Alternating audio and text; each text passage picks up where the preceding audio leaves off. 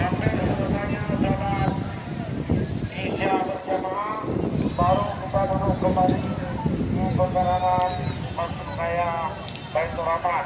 Mudah-mudahan hanya berdiri dulu. Berdiri dulu sebetulnya dulu.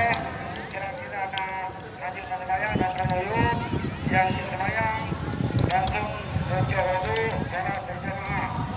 Tidak diperbolehkan berada di pekarangan. Lagi sholat berjamaah.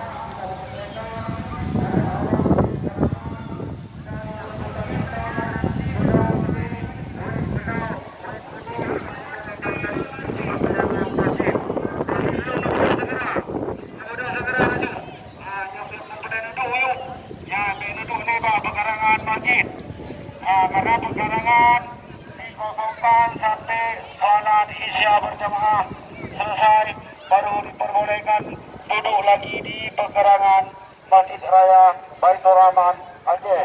Tolong maju, tolong